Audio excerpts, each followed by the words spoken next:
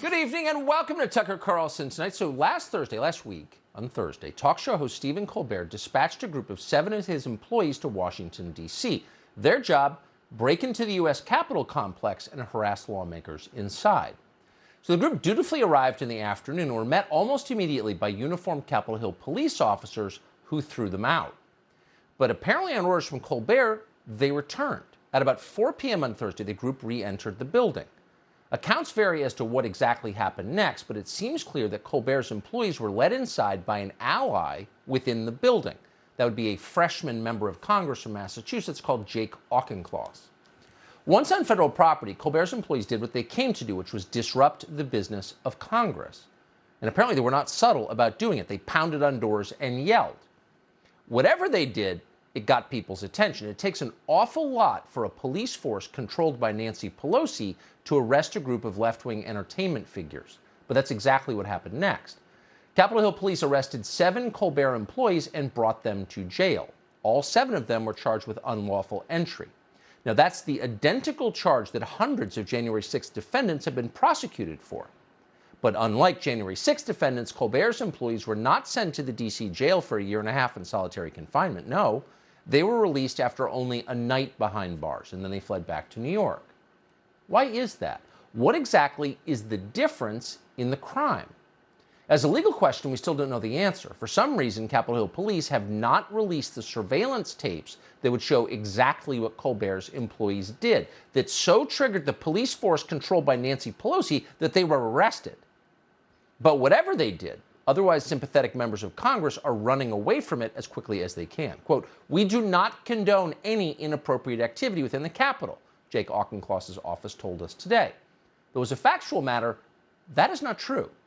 In fact, Jake Auchincloss has a recent history of condoning criminal behavior in the Capitol. Just this March, surveillance cameras in the complex caught Jake Auchincloss's chief of staff, that would be a former Adam Schiff staffer called Tim Heisom, vandalizing the front door of Congresswoman Marjorie Taylor Greene's personal office. Heisom did this not once, but several times, violently, like a man obsessed. Capitol Hill police quickly filed an arrest warrant against him because Tim Heisom clearly posed a threat to a member of Congress. But Jake Auchincloss did not fire him. Instead, Jake Auchincloss defended Heisom's vandalism as noble and justified. "Our office is not going to apologize," read a long and self-righteous statement from Jake Auchincloss. In other words, "We don't like Marjorie Taylor Greene's politics, therefore we can do whatever we want to her, and we will." For the most part, the media ignored this story, so Jake Auchincloss and Adam Schiff felt emboldened to go further. They invited Colbert's employees to the Capitol to harass Marjorie Taylor Greene some more, which is what they were trying to do when they were arrested by Capitol Hill police. Now, whatever you think of her politics, Marjorie Taylor Greene is a sitting member of Congress. Preventing her or any other member of Congress from carrying out official duties as a public representative is, by definition, an attack on democracy. So how is what Stephen Colbert did different from what the protesters on January 6th have been convicted of doing? That's a very good question. And it's a question that Colbert himself spent the weekend thinking about. His conclusion? Well, unlike Trump voters, Stephen Colbert is a very good person. Therefore, any comparison to Trump voters is not simply ridiculous, it is a moral crime. Watch. Now, it's predictable why these TV talkers are talking like this on the TV. They want to talk about something other than the January 6th hearings on the actual seditionist insurrection that led to the deaths of multiple people and the injury of over 140 police officers. But drawing any equivalence between rioters storming our Capitol to prevent the counting of electoral ballots and a cigar-chomping toy dog is a shameful and grotesque insult to the memory of everyone who died. And it obscenely trivializes the service and the courage the Capitol Police showed on that terrible day. Yeah, it was a toy dog. It's shameful! In other words, when you criticize me, you're really criticizing the brave Capitol Hill police officers who arrested the people who worked for me, the ones who committed the crimes I asked them to commit. And I, for one, will not stand for that. That's what he just said. Now, what you have there is not so much an explanation. In fact, it doesn't explain anything. Instead, it's a master's class on whiny, rich, liberal self-righteousness. It's a distillation of a worldview that is so concise and so perfect, it is certain to be studied by cultural historians of the future seeking to understand how our civilization collapsed. Not only am I not sorry, you're the criminal for bringing it up. Stop hitting me, he screams as he punches you in the face. That is passive aggression taken to the level of art. And anyway, Colbert says, shut up. I'm a comedian with a toy dog. You can't criticize me. So the question really is Stephen Colbert a comedian?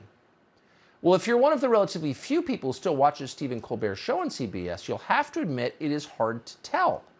Most nights, Stephen Colbert sounds like the notably unfunny Karine Jean-Pierre. He sounds like a Biden flack, delivering whatever talking points the White House tells him to repeat.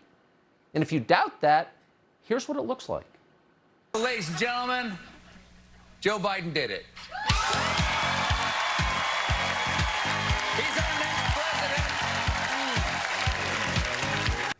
The biggest story continues to be the one you were thinking about when you weren't sleeping last night. And it's the one happening all over America, the protests in wake of the murder of George Floyd. And please don't buy the false narrative that these are lawless mobs. The vast majority of these protests have been peaceful. There's a simple, if extremely difficult solution: reduce the number of guns. We've done it before, and it worked. Russia's invasion of Ukraine is a humanitarian crisis, but also it is a triumph of humanity. Take that, Putin. Okay, so I might have the most privilege of any white person you've ever met. How do I identify that in my own life? Because if I have white privilege, I want to be able to identify it. Give me some hints as to my white privilege.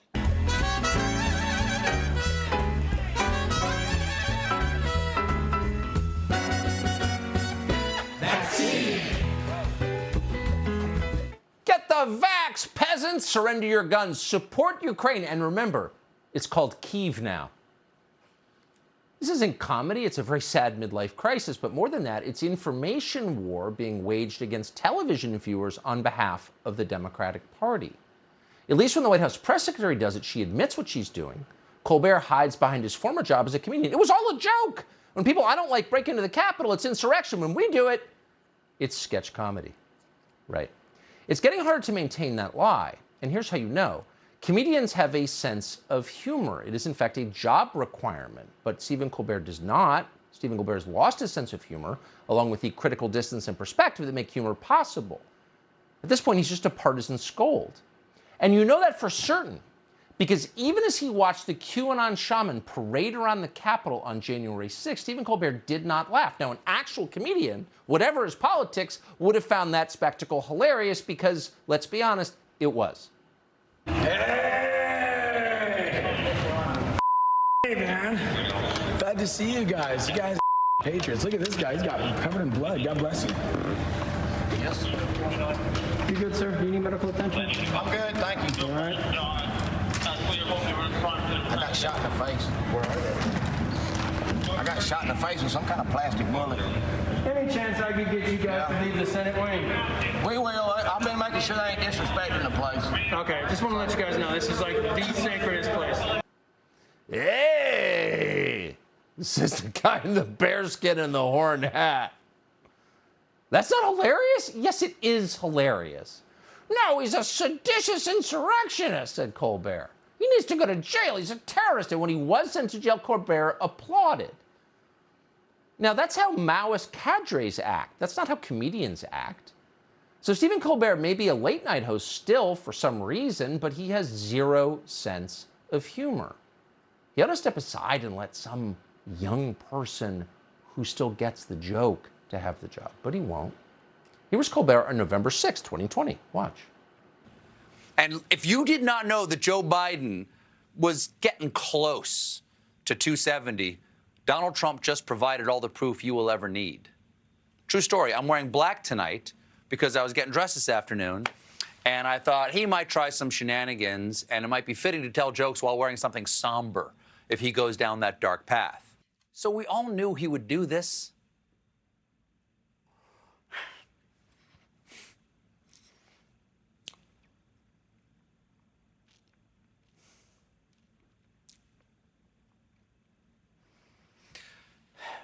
What I didn't know is that it would hurt so much.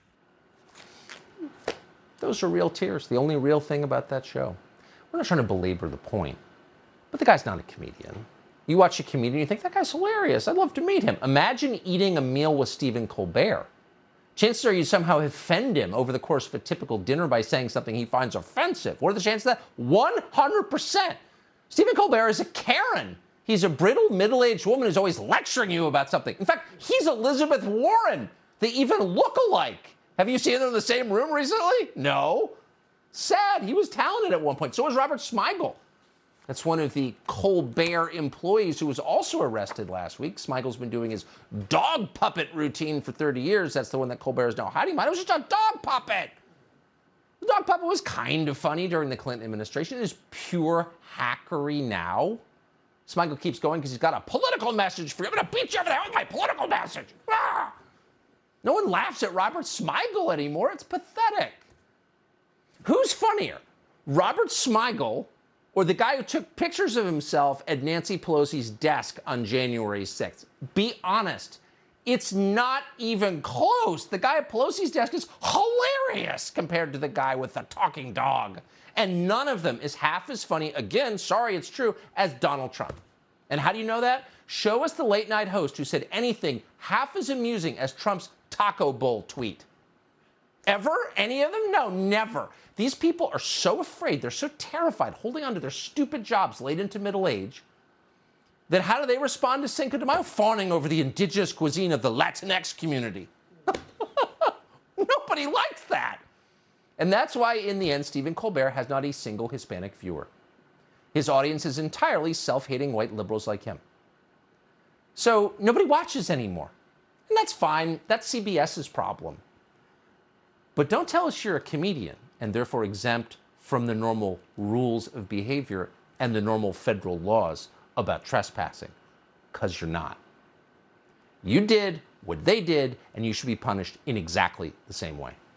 Subscribe to the Fox News YouTube channel to catch our nightly opens, stories that are changing the world and changing your life. From Tucker Carlson Tonight.